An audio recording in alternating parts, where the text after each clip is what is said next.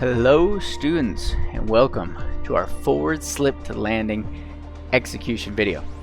Before we jump into the cockpit, let's quickly discuss the objective of this maneuver and some key factors that we'll be focusing on. So, the objective of a forward slip to landing is to dissipate altitude quickly without increasing airspeed. Typically, if you point the nose of the aircraft down, you're going to increase your airspeed. This is not what we want when we are on like final approach to landing and we're way too high. Okay, so that's when this tactic is particularly helpful. It will help us to lose altitude rapidly without gaining airspeed. In this maneuver execution video, we will not be covering detailed aerodynamics, maneuver diagrams, common student errors, or the ACS standards. This video is to simply explain and demonstrate the execution of the maneuver and will obviously vary based on the aircraft you are flying. To see all of the additional details we just mentioned and to study this lesson's full-length presentation, podcast, diagrams, flashcards, lesson quiz, and more, look up the forward slip to landing lesson on our website at wificfi.com. Lastly, before we jump into the cockpit, there are a couple key factors that we need to cover regarding this maneuver.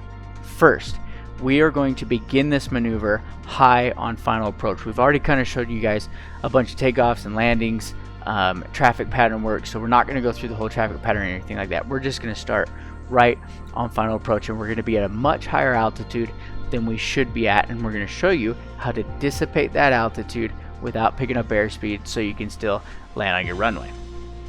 Secondly, we are going to assume that everything prior to this point has already been completed accordingly, such as the before landing checklist and all the other legs of the traffic pattern. Third, in order to dissipate altitude quickly on final approach without gaining airspeed, we are going to establish a slipping attitude with our airplane. This includes banking the aircraft in one direction while inputting rudder in the opposite direction. When using this slipping attitude, there are some things that we need to keep in mind. First, we should bank the wings of the aircraft into the wind. So if there is a crosswind from the right, we should have right aileron, left rudder. Right? We're banking the wing down into the wind. You can always remember wing down into the wind. So if we have a crosswind from the left, we're going to go ahead and bank the wing into the crosswind. Okay, so we're going to do left aileron and right rudder. Next, the power should be at idle. Slipping is pointless if you continue to use power. I mean, if you got power in and you're trying to slip, it's going to be hard to lose altitude, so we're going to have our power at idle. Next, in certain airplanes, slips should not be accomplished above certain flap settings. For instance, we will not be using flaps greater than 20 degrees in our Cessna 172 for this maneuver. That is a limitation that would be found in your aircraft's POH, so if you're not sure, go and check your aircraft's pilot operating handbook. Ensure that the aircraft's angle of attack is sufficient to maintain the appropriate approach airspeed. You definitely do not want to be getting too slow when performing this maneuver. This can lead to an inadvertent stall and or spin, and since we're going to be close to the ground on final approach, this can be particularly dangerous and deadly. This means that the sight picture of the environment, so from where you're sitting in the cockpit looking out the window, it's going to look different than normal because your nose is going to be pitched down lower than normal, and that's okay. Alright, we're going to be using an approach speed of 70 knots today in our example, and you'll see that our sight picture looks quite a bit different because we're slipping. If you just slip and you use your normal sight picture, you might get too slow, at which point you could stall and spin, and again, that's extremely dangerous if you're close to the ground. So that's it for our little pre-brief here. We're going to cover the rest in the airplane, so let's head out there and execute this maneuver. Alright, so we are out here at our airplane. Before we continue with this forward slip, just kind of want to point out where we are and what we got going on. So, as said before, we are on final. We're assuming everything else has been completed. All the rest of the legs, the traffic pattern, the before landing checklist, everything else, all good.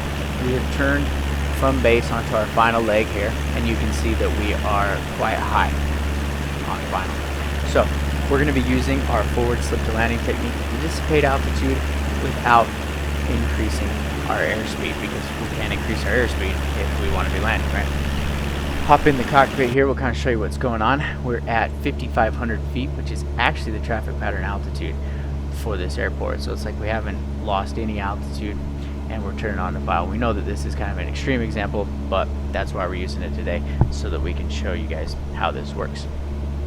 Also, as far as our forward slip goes, we have calm winds today, so we're going to be using right aileron, left rudder to establish our slip. We'll extend some flaps, and we're going to be looking for about 70 to 75 knots in the descent. Remember, if you have a crosswind though, say you had a crosswind from the left, then you would always want to dip your wing into the wind.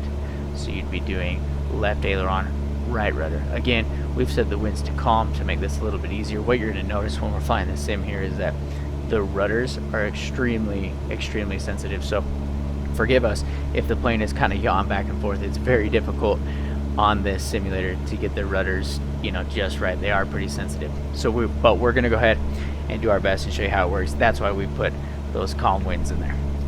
And I think that's about all we need. So I'm going to go ahead and unpause it. We'll bring our power back to idle, and we'll start our slip by extending our flaps and then putting in that slipping attitude. So let's go ahead and do that. We're going to bring our throttle all the way back to idle here. Let's go ahead and extend. Let's go ahead and put in 2 notches of flaps, since that's what we can do here. We're going to be adding some right bank and some left aileron. Okay. Now the more extreme you do this, the obviously the faster that you're going to come down. But we're going to see how quickly we can dissipate this altitude here. So we're doing left rudder, right aileron to keep us coming down here.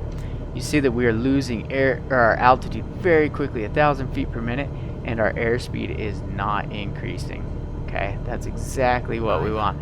Trying to bring it back down here so that we can get on a good glide path.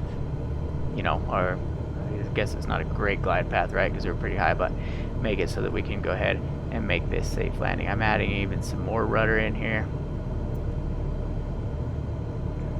As we're coming down, you can see my sight picture. My nose is much lower than normal. As we're getting down here towards the runway, we're going to go ahead and kick out our rudder. So sensitive on the sim. But we went ahead and kicked out our rudder, and we're going to bring it right down here into the flare and touchdown. Just like that there. Okay, we're back down on the runway. So again, like I said, guys, the rudders are very sensitive on the flight simulator, but you can see that when we had that power back, we had those flaps in, and we are doing our left rudder, right aileron, establishing that slipping attitude. We were losing like 1,200 feet a minute, 1,300 feet a minute at some points, and our airspeed was not climbing. So that's what the purpose of this maneuver is to dissipate that altitude very quickly, and without increasing airspeed, you can get down there, get back onto your, you know, good glide path for landing, and then as you're getting down into the landing, smoothly let out that rudder, neutralize your ailerons, and put it back on center line. Touch it down like you would with any other normal landing. So we can go ahead and retract our flaps. We're just rolling down the runway here, using our rudders to stay on center line. That is it for this flight maneuver execution video, guys. So thanks for joining us, and we will see you on the next one soon.